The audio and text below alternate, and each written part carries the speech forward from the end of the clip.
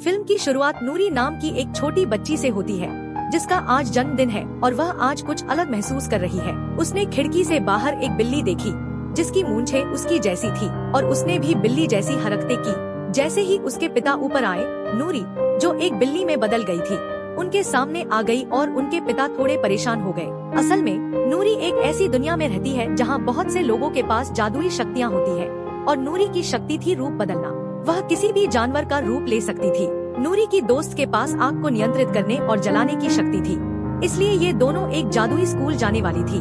नूरी के लिए यह स्कूल जाना बहुत जरूरी था क्योंकि उसे अपनी शक्तियों पर नियंत्रण नहीं था। जब भी वह रूप बदलती तो एक के बजाय 2 या 3 जानवरों का मिश्रण बन जाती थी।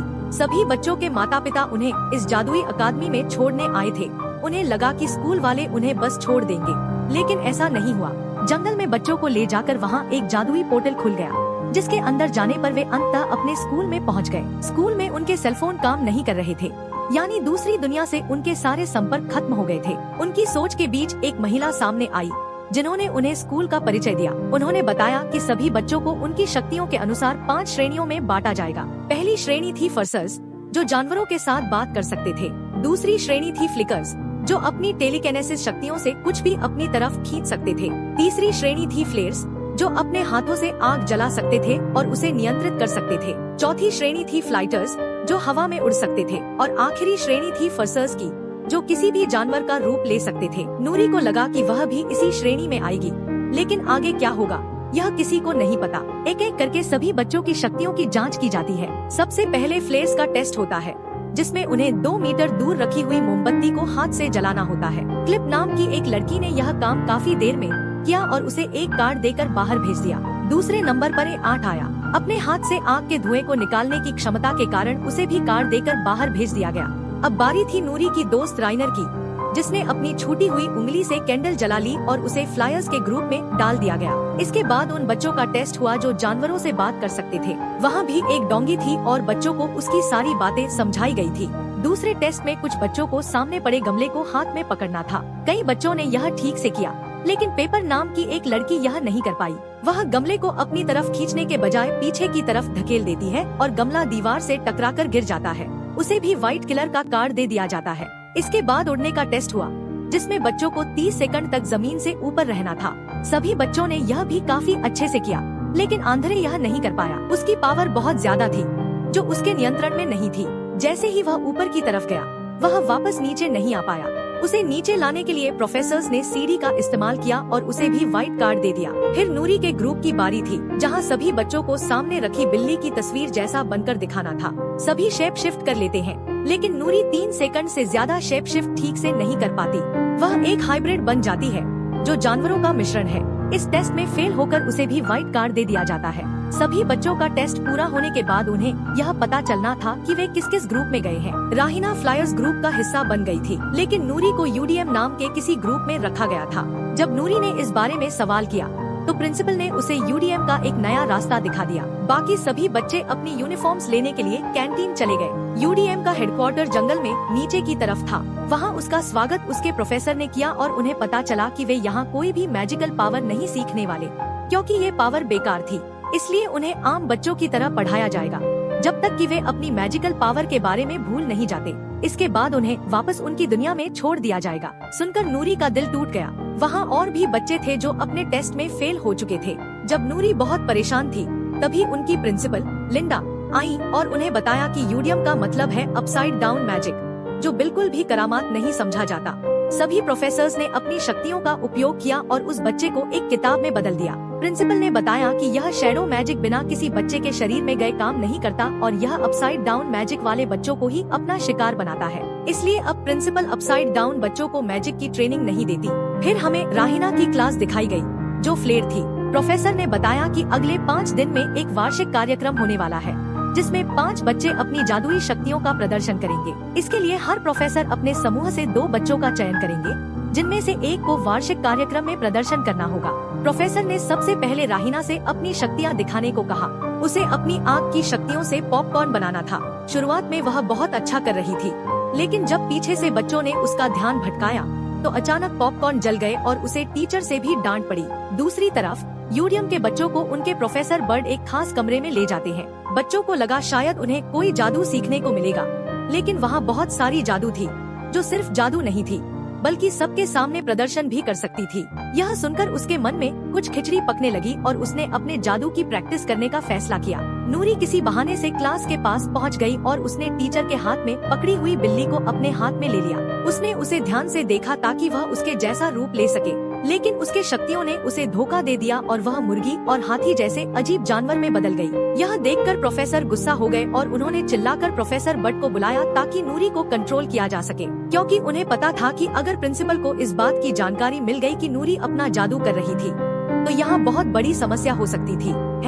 इस मामले को सुलझाने के बाद नूरी अपने ग्रुप के पास गई और उन्हें बताया कि कैसे एनुअल फाउंडर डे पर सभी बच्चे अपने जादू का प्रदर्शन करेंगे। उसने यह भी बताया कि उसने तय किया है कि वह अपनी जादुई शक्तियों को बेहतर बनाकर उस दिन सभी के सामने प्रदर्शन करेगी। इसके लिए उसने बिल्ली को ध्यान से देखा था, बस उसे यह प्रैक्टिस करना था कि वह कैसे उस बिल्ली जैसी बन सके। जब नूरी अपने ग्रुप से बात कर रही थी तभी दूर खड़ी राइनो ने उसे देख लिया। राइनो और नूरी बचपन की दोस्त थी, लेकिन राइनो ने उससे मिलने की कोशिश की तो उसकी प्रोफेसर ने उसे रोक दिया और कहा कि एक जादुई शक्ति वाला बच्चा दूसरे जादुई शक्तियों वाले ग्रुप से नहीं मिल सकता।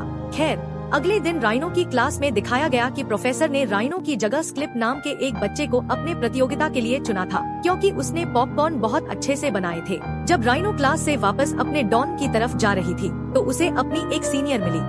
उसने कहा, मैंने तुम्हारी शक्तियाँ देखी हैं, वे कमाल की हैं। अगर तुम इन्हें और बेहतर बनाना चाहती हो तो मेरे पास कई तरीके हैं। राइनो उसकी बात नहीं सुनती, लेकिन खुद एक अच्छा जादूगर बनने के लिए वह रात भर लाइब्रेरी में बैठकर किताबें पढ़ती है। रात में जब वह किताब वापस रख रही थी तो अचानक एक काली किताब शेल्फ से गिर गई। जब उसने उसे उठाकर वापस शेल्फ पर रखने की कोशिश की तो वह किताब जैसे फिर से उसका पीछा करने लगी।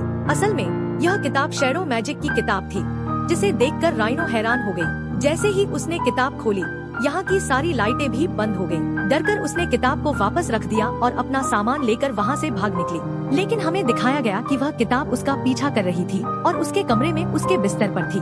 दूसरी तरफ नूरी भी दिल से जादू की प्रैक्टिस कर रही थी, लेकिन 3 सेकंड से ज्यादा वह बिल्ली के रूप में नहीं रह पाती थी। यूडियम के सभी बच्चे एक दूसरे के साथ काफी घुल मिल गए थे और जब अगले दिन तानो ने यह देखा तो वह बहुत दुखी हो गई, क्योंकि उसे लगा कि उसने अपनी बचपन की दोस्त नूरी को खो दिया है। उदास मन से जब वह बिस्तर पर बैठी तो उसे वही किताब मिली, जिसे उठाकर जब उसने देखा तो उसके पन्ने अपने आप पलटने लगे।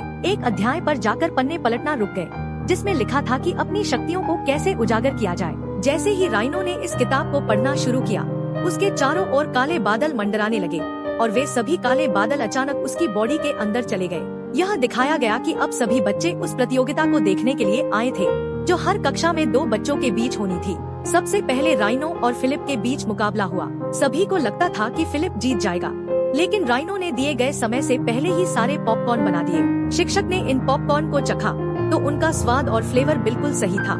इस तरह राइनो ने यह प्रतियोगिता जीत ली। इसी तरह राइनो को अनमर डे पर अपना जादू दिखाने के लिए चुना गया। सभी बच्चों की चयन प्रक्रिया के बाद जब यह कार्यक्रम खत्म होने वाला था तो नूरी भागकर सबके सामने आई और उसने प्रिंसिपल से कहा कि राइनो ने अपनी दोस्त को नियंत्रित करने के लिए अपनी शक्तियों का इस्तेमाल किया।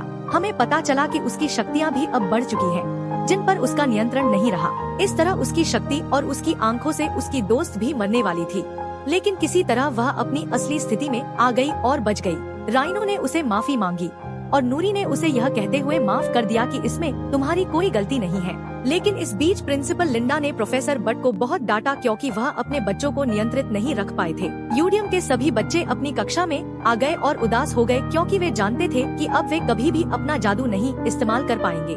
आज तो प्रोफेसर बट को भी अपनी बेवकूफी का गुस्सा आया और उन्होंने सभी बच्चों से कहा, बस बहुत हो गया, अब हम यहाँ पर प्रोफेसर बट बच्चों को बताते हैं कि कई साल पहले वह भी यूडीएम के छात्र थे और उन्हें यूडीएम के लिए नौकरी मिली थी, लेकिन कभी भी उन्हें अपने जादू का उपयोग करने की अनुमति नहीं मिली।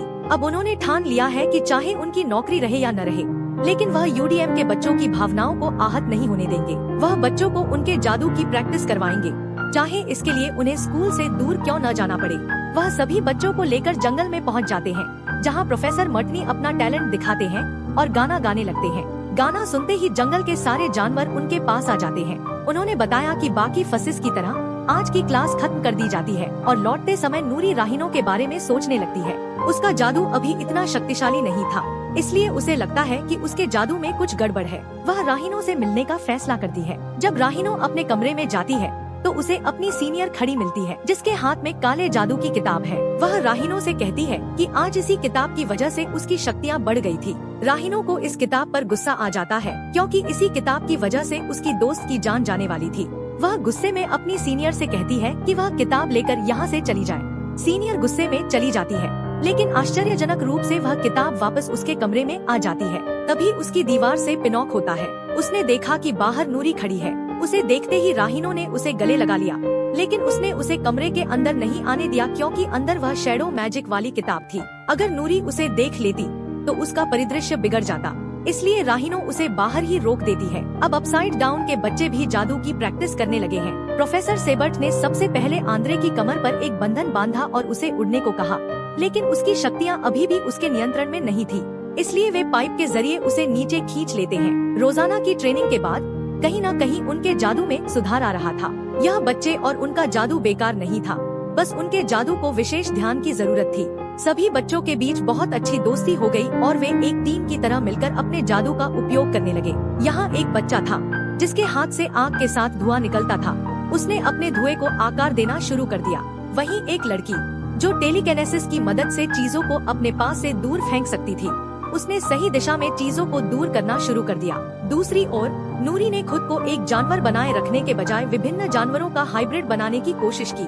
सभी बच्चे राइनो को किसी से बात करते हुए देखते हैं और उससे पूछते हैं कि वह किससे बात कर रही है। तब उसे पता चलता है कि चंद्रा ने अपने आप को काले जादू की मदद से गायब कर लिया है और कोई भी उसे देख नहीं पा रहा, क्योंकि उसने भी काले जादू को अपने अंदर समाहित कर लिया था। हालांकि राइनो उससे बात नहीं करना चाहती थी, इसलिए वह उससे दूर भागने लगी, लेकिन चंद्रा फिर भी उसके सामने आई और राइनो को समझाया कि वह समझ नहीं पा रही है कि उसकी शक्तियाँ कितनी प्रभावशाली है। चंद्रा उसे शैडो मैजिक के फायदे बताती रही और उसकी बातों में आकर राइनो ने अपने आप को शैडो मैजिक के हवाले कर दिया। अब जब नूरी राइनो से मिलने आई तो राइनो की क्लास फेलोज ने उन्हें बताया कि राइनो किसी शैडो से बात कर रही थी। इस तरह नूरी को समझ में आ गया कि वह काला शैडो सिर्फ यूटियम के बच्चों को ही नहीं बल्कि किसी भी बच्चे को अपना निशाना बना सकता है। यहाँ राइनो का भयानक रूप दिखाया गया, जो चंद्रा से कहता है कि जल्दी ही यह पूरा स्कूल तबाह हो जाएगा। इस समय उसकी आंखें पूरी काली हो चुकी थी। नूरी इस समय उनके पीछे खड़ी थी। हालांकि राइनो ने उसे देखा नहीं था, लेकिन वे यहाँ एक सीक्रेट प्लान बनाने लगे, जो हमें अगले दिन दिखाया जाएगा। सभी बच्चे जब स्कूल के गार्डन में इकट्ठा थे तो प्रिंसिपल ने सबसे पहले राइनो को बुलाया अपने जादू का प्रदर्शन करने के लिए। राइनो ने उठकर अपनी जगह पर बैठे बैठे सबसे पहले आग से हवा में कुछ लिखकर सभी का स्वागत किया, जिसके बाद वह स्टेज पर आई और बताया कि उसने आज के लिए अपना खास जादू तैयार किया है। उसने अब अपने हाथ से आग का गोला विनाना ने एक ऐसा जादू शुरू किया जो तेजी से बड़ा हो गया और राइना का साया पूरे स्कूल पर छा गया। तभी एक आवाज आई जिसने कहा कि वह कई सालों के इंतजार के बाद वापस आई है। यह सुनते ही सभी लोग चौंक गए और प्रोफेसर लिंडा को यह एहसास हुआ कि राइना के अंदर वह काली शक्ति है। सभी को समझ में आ गया कि साया केवल उन बच्चों को नहीं निशाना बना रहा है जो उल्टे जादू करते हैं, बल्कि कोई भी बच्चा उसका शिकार बन सकता है। फिलहाल इस काले साये को रोकने के लिए प्रोफेसर आर्गन और उनके सभी छात्र मिलकर एक बड़ा आग का गोला बनाते हैं, लेकिन इस काले साये पर इसका कोई असर नहीं होता। इसके बाद प्रिंसिपल के कहने पर बसेस के समूह ने कई जानवरों को बुलाया, लेकिन वे भी इस काले साये का कुछ नहीं कर सके। फिर शेप शिफ्टर ने अपना रूप बदला और ऐसे जानवरों में बदल गया जो किसी भी मॉन्स्टर का सामना नहीं कर सकते थे। अब यूडियम के बच्चे एक टीम के रूप में सामने आए और अपना जादू इस्तेमाल करने लगे। सबसे पहले एक लड़की ने अपनी टेलीकिनेसिस शक्ति से साये को दूर धकेलना शुरू किया। फिर एलिट नाम के बच्चे ने अपने हाथ से निकलते धुएं से एक दीवार बना दी ताकि साया वहाँ के लोगों को न देख सके। फिर आंधरे, जो हवा में उड़ने की शक्ति रखता था, हवा में उड़ गया ताकि वह साये का ध्यान भटका सके। अंत में नूरी एक बड़े ड्रैगन में बदल गई जो उड़कर साये से लड़ सकती थी। यह देखकर प्रोफेसर लिंडा ने सभी बच्चों को कहा कि वे मिलकर उस साये पर जादू करें, लेकिन नूरी ने सभी को रोक दिया। उसने कहा कि वे यहाँ से दूर रहें, क्योंकि वह जानती थी कि साये के पीछे उसकी दोस्त है जिसकी जान वह बचाना चाहती है।